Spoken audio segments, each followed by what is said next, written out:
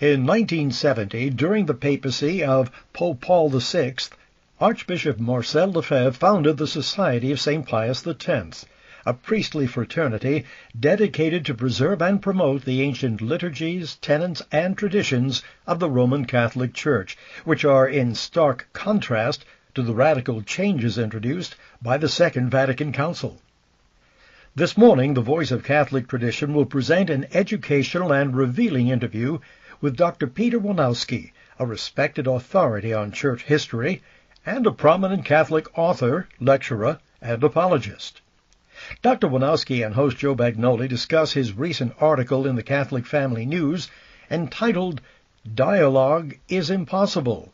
Tradition and the New Religion Unfurl Their Banners, 1974 to 1976.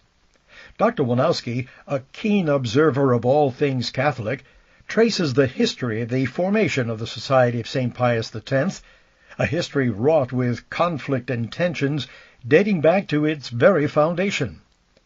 The title of this article, "Dialogue is Impossible," are the very words of Pope Paul VI after his last meeting with a truly great and holy Prince of the Church, Archbishop Marcel Lefebvre.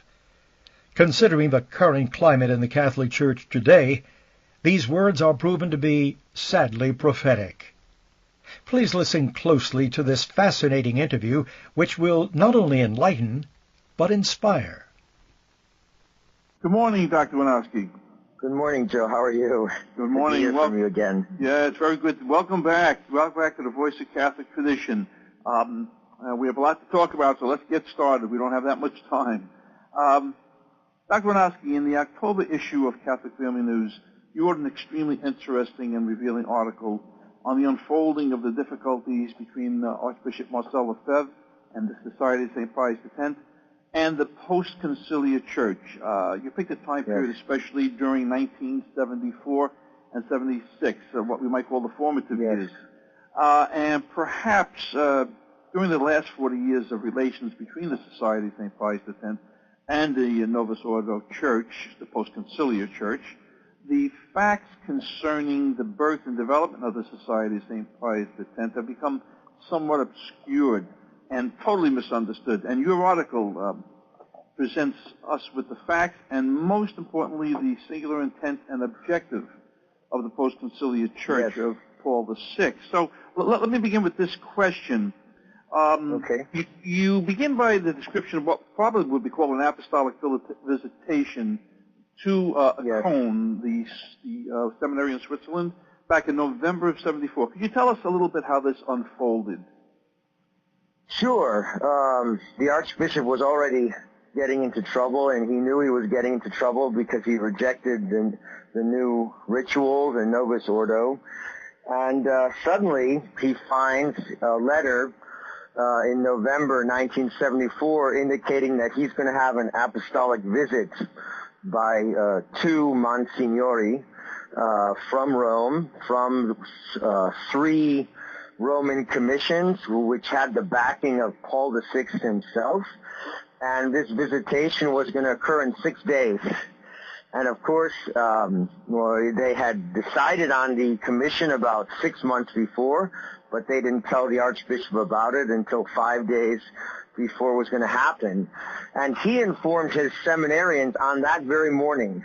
It was November 11th, which is a big feast day for the French, Saint Martin.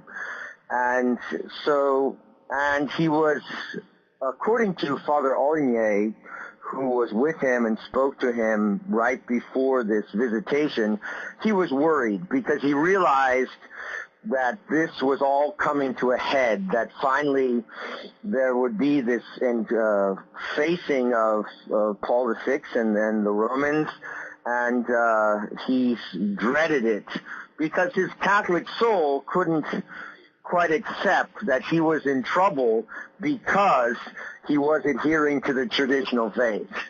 It was very difficult for him to view that situation without dread.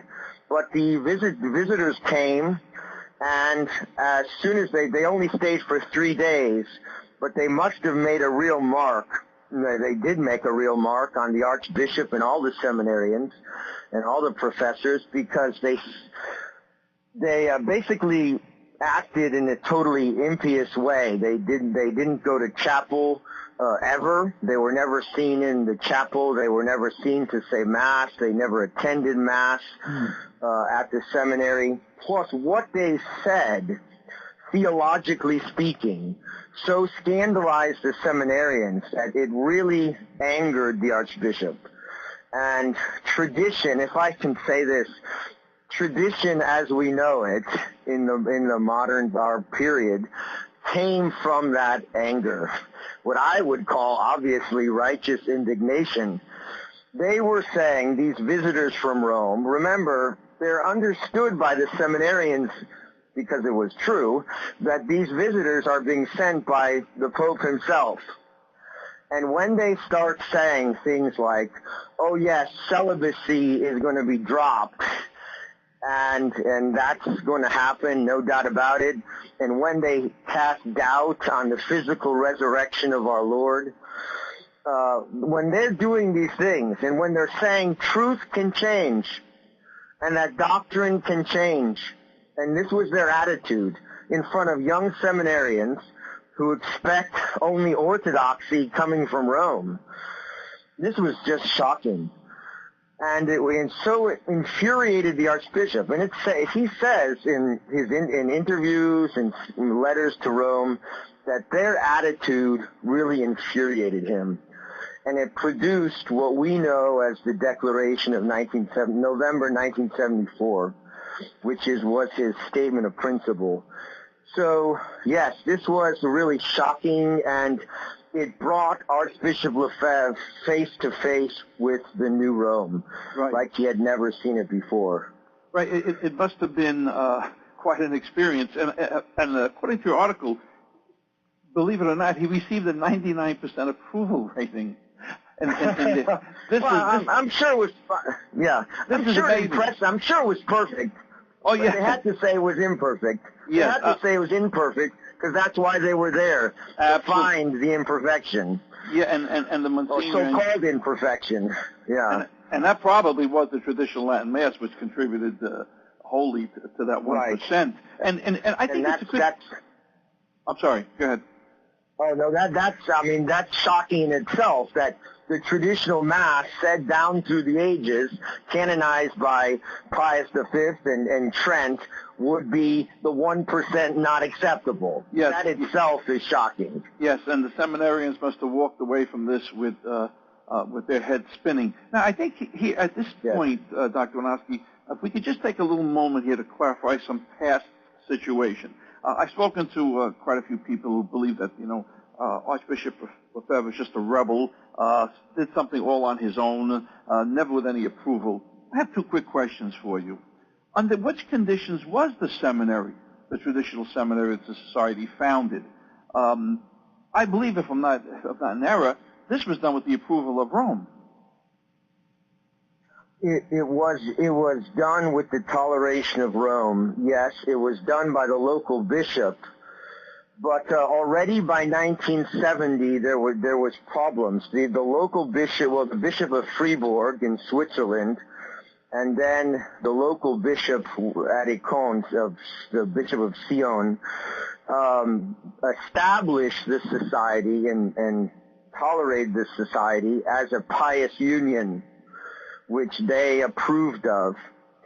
And Archbishop Lefebvre, and that would mean that all the seminarians trained by the Archbishop would have to be incarnated in some diocese.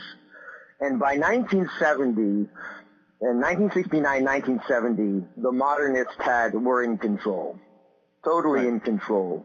And there were some exceptions, but they were few.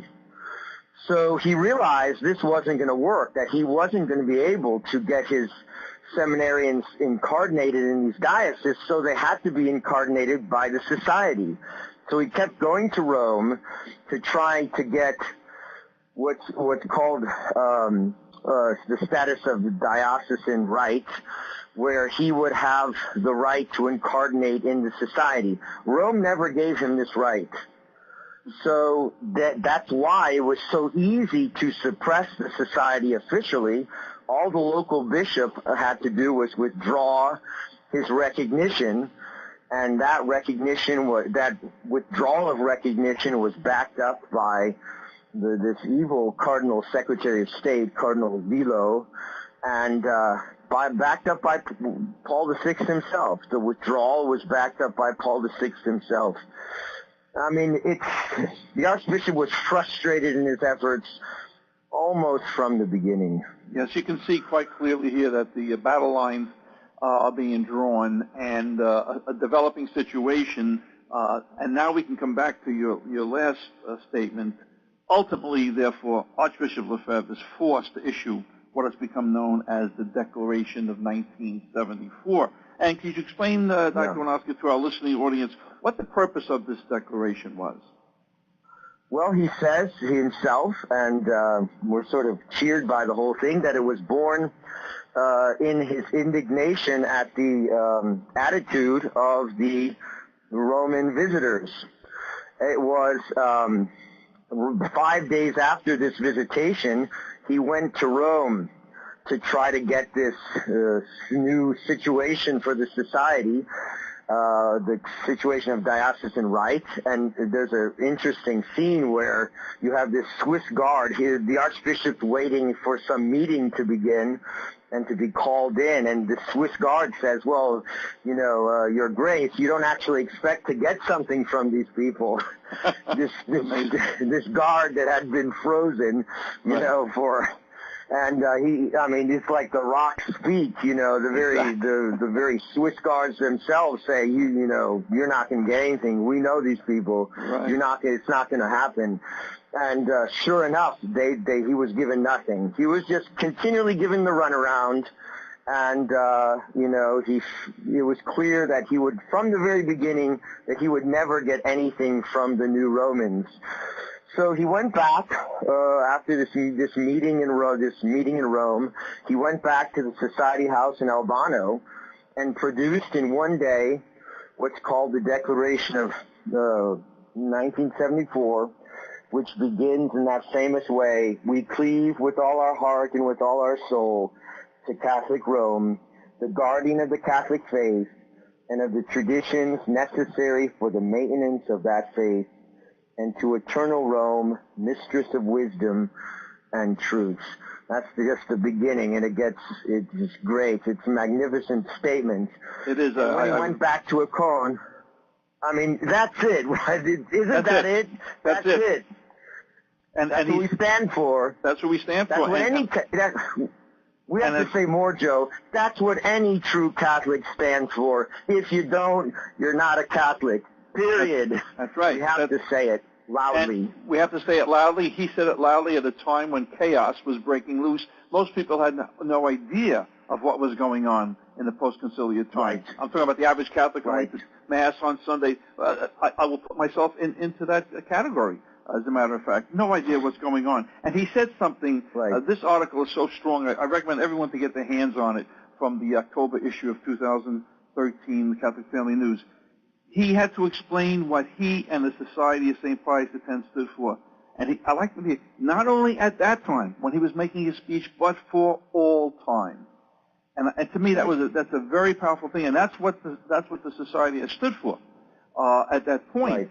And to read that whole statement, you just read an introductory part, is extremely powerful.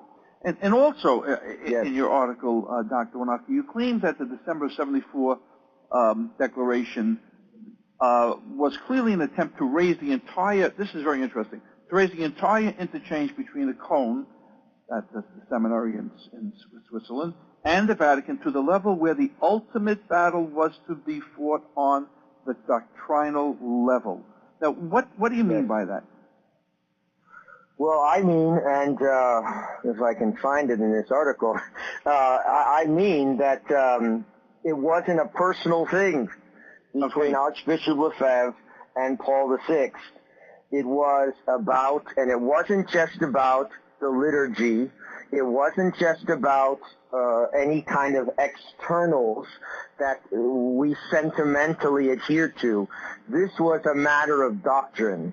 And the Archbishop, and this is what we have to think about because it's true, in the 1970s, mid-1970s, Archbishop Lefebvre, and even in letters to Paul VI himself, says the conciliar church has established a new faith and a new religion. And that new faith and new religion is expressed in the new Mass.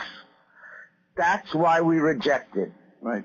And we adhere to the old Mass because it perfectly expresses the old faith, the Catholic faith, which it was intended to express. He says it over and over again, and he says it in the mid-70s. Somehow, for tradition is sort of going over today, going over the same grounds that Archbishop Lefebvre clearly settled. The whole issues were settled way back in the 70s, and there's no need to go back over them again, because the situation is exactly the same. Exactly the Absolutely. same. And to be referred to, and we have been, as a group simply obsessed with bells and smells. To reduce this situation to that statement is ludicrous. And it happened. It has happened. And you stated that the conciliar church, the Church of Paul VI, had no intentions of tolerating the old religion, and that the old faith, once its extinction orders had been signed, was over. And yes, and you clearly demonstrate that in your article, and I somehow see a comparison to the message that's being delivered today from the Vatican, that even though we had a brief respite there under Benedict XVI, the new message is we're questioning restorationists. That's our new term. Yes. We're questioning formal prayer. We're questioning papal formality. We're questioning the status of divorced Catholics, homosexual behavior, and on and on and on. In other words, the message is you old-timers better get out of the way. Am I correct? Better get out of the way, and I'll say as many nasty things as I can about you. For example, comparing you to the people who stoned St. Stephen. Mm-hmm. That's what we're compared to, yeah. So, I mean, it's at a serious level. No. And see, the thing is, Joe, there was just thin veils in these various papacies that exist that were since Vatican II. Paul VI had Humani Vitae, sort of the thin veil covering the real situation. You had John Paul II, his pro-life language sort of veiling the real situation. Thinly, very thinly.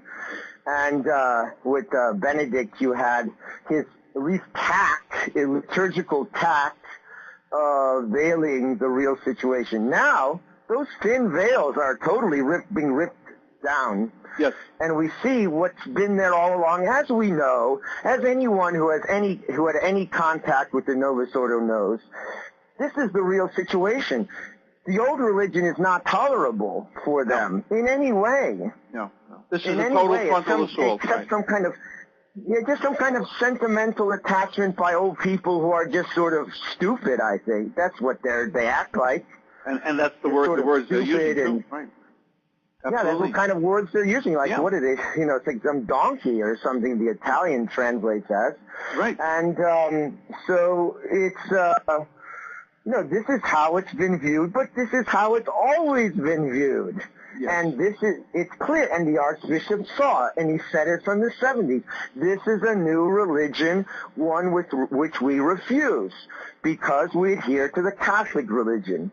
And no one, no matter his position in the hierarchy, can tell us to do anything else, and has no right to tell us to do anything else. He said that in the 70s. He said that in the Doctrinal Declaration of 1974. Now it's quite a long time ago. And nothing's changed. Right. And I guess, Peter... Nothing's changed. No. And I guess from this point on, the point we're discussing right now, the main thrust of the argument against Archbishop Lefebvre here it comes, is well, you're simply not being obedient. That's, Yes. And you pointed out very well in your article. Let me ask you, what obedient to what? What was the Archbishop supposed to be obedient to? Everything that was no longer Catholic? Right. Were these the expectations? Yes. I ask you. Right. As if the eternal law of God doesn't trump any kind of action of a ruler, a human ruler. Of course it does. And no, I mean obedient to what? I mean, recently you've had statements in which he says, Francis, for example, that atheists can be saved. Atheists can go to heaven as long as they follow their own conscience and do what they think is right. Right. This is grave. That's because no longer, therefore, would faith be necessary for salvation. Nope. No longer. You know what that means? That the whole Christian religion is for nothing. It's just a waste of time. Absolutely. I'm glad you said it's just a waste of time. And why are we bothering? Faith is the whole thing. I mean, well, of course we have works. We're not Protestants, but faith, we're saved by faith. Exactly. And we have a situation where the behavior coming out of the Vatican leaves no other message other than don't for 1 minute think the Catholic faith is unique in any way, shape, or form. And we're being beaten up with this either directly or indirectly. Right. It's constantly coming at us. Right. And you point out that in your article, and quite accurately, I would say that if it wasn't for the Archbishop Lefebvre and the Society of St. Pius X, we'd have no remnant of tradition today. It wouldn't even be there. No public. I mean, there were priests running around. There were priests, not to use the word running around, but priests involved who realized things in the 60s, but no real public stance that everyone could hear. And that's one thing when I write about the Mass in Lille, France, in August 29th, 1976. This was on the front pages. Yes. Everyone was listening in the mid-70s to what the Archbishop was saying. And so tradition was saved and grounded and given a public face, listen, Francis can't go a week without saying something about traditionalists. No, you can almost go every morning. It's still to this day, even though we're a microscopic part of the world, you can't get rid of it. And that comes from, the Holy Ghost and also the Archbishop's stance in the 70s when he said, no, the whole purpose of my office as a bishop and the whole purpose of the Pope's office is to defend the faith because of the faith that saves. Absolutely. And it's not that, nothing. There's no meaning to it all. What is the purpose of it? Exactly. To make us part of a new globalist order and have universal peace, which is just complete utopian insanity. Right. And it's been ridiculous. And it's been quite elusive to this point, if we can talk about utopian peace. And you referred in the article to a cradle pilgrimage. This is very interesting, too. You referred to a cradle pilgrimage made by the Archbishop Lefebvre in May of 1975. Yes. And you discussed how that contrasted with an earlier pilgrimage made to Rome by a group, the New Charismatic Church was like a Pentecostal group.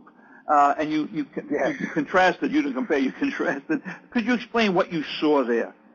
How the reception?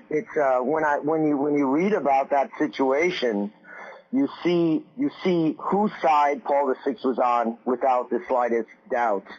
There was this huge, and the remnants at the time said, well, you can't even compare it to, it would be blasphemous to compare it to a pilgrimage. You had 9,000 charismatics sort of swaying and passing out and sitting on the floor in St. Peter's Basilica, and they were given every privilege you could have. They said Mass at the high altar. Cardinal Sunens, who was the one who brought the Protestant charismatic movement into the Catholic institutional organization, He was given privilege. He was greeted to say Mass at the high altar. He was greeted by the Pope, and there was this bizarre scene in which the Pope, from Paul VI, from a side altar, gave a 10-minute speech in praise of the charismatic movement, and then threw up his hands and said, "Jesus is Lord, hallelujah." Yep. That's just bizarre. Bizarre behavior for someone who should be acting in some kind of dignified way. Right. This was what that man, Giovanni Battista Montini, had sought for his whole life. Yes. A new church, a new religion.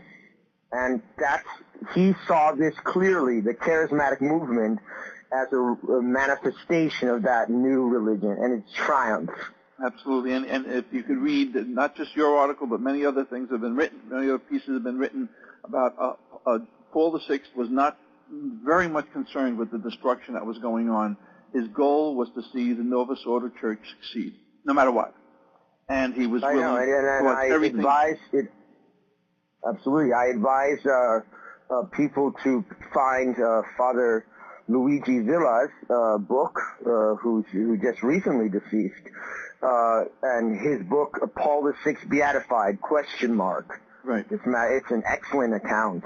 It is. Of outstanding. what he was about.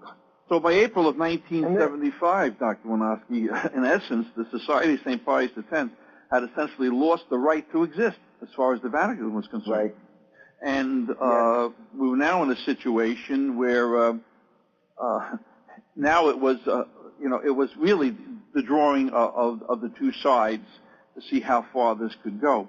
And there's something that you pointed out in your article as I'm watching the clock tick away here. Archbishop Marcel Lefebvre once said, and I'd like to spend a little time on this because it relates to the situation that's going on with Pope Francis right now.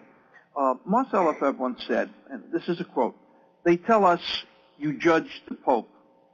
It is not I who judge the Pope, but tradition." What does that mean in terms of the responsibilities the true responsibilities of the Vicar of Christ? Yes, well, the Archbishop said it in 1976 at the Lille sermon. He said if the Pope does not serve the truth, is not a servant of the truth, he's not Pope. He said it, that whole office, the purpose of the office is to serve the truth. And what the Novus Ordo has done in the past 40 years, or even just, especially basically 40 years, has made their new popes into oracles of a new revelation. The God continually speaks a different revelation through these men, and you have the theology of John Paul II, and you have the theology of Joseph Ratzinger, and now Francis. I mean, it's almost like a new revelation. Well, guess what? That's not the Catholic faith, and that's not Catholic theology, and it never was. First Vatican Council said in 1870 that the Pope's purpose and the infallibility attached to his office demands that he simply repeat and pass on what was contained in the deposit of the faith, that he has no right to introduce any new teachings whatsoever. Right. That's First Vatican Council, and that's an infallible declaration. So, I mean, what is the office for? What is the church for? Yes. That's where we're having to raise this issue, which seems to be absurd, but it's not. What's it all for? You don't need the Catholic Church for salvation. And if it doesn't really bring salvation, if Islam or the Jehovah's Witness bring as much salvation as the Catholic Church or get you there anyways, well then what's it all for? Well, if you don't need faith to be saved, what's it all for? Exactly, and we have to ask ourselves the question: has the Catholic faith simply become the byproduct of whatever Pope is recently holding office, quote unquote? Is that what the Catholic faith has absolutely. become? And it never was, and it can't be. And No. And your article, a very tempting article. I'm sure the title is "Dialogue is Impossible." That's partly, and a lot of people looked at that and said, well, I guess they're referring to the recent breakdown of the talks between the Society and the Vatican back in 2012.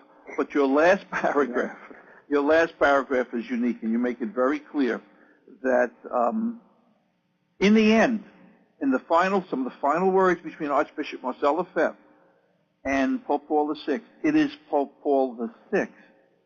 And you follow up with this in your next article, Catholic Family News. Yes. More to come in the next article in Catholic Family News. So those who are out there, make sure you get the Catholic Family News. It is Pope Paul who says dialogue is impossible. Absolutely. And that's it. And that was his attitude throughout their meetings. It was impossible. You're just attacking me personally, and don't raise theological arguments, and I'm Pope, so just obey. That's it. And it doesn't work that way. No, I mean the Archbishop was the calm one. The Archbishop was the humble one. And he was always sort of trying to work out some way that there could be, get something positive out of this meeting. And Paul VI realized, he just said what is the case. Dialogue is impossible. Exactly. Between modernism, which rejects Catholic truth, and the Catholic faith. There's Absolutely. No possibility. You either got to convert to one or go over to the other. There's no possibility of dialogue. No. We've it's unfortunately a fool's errand.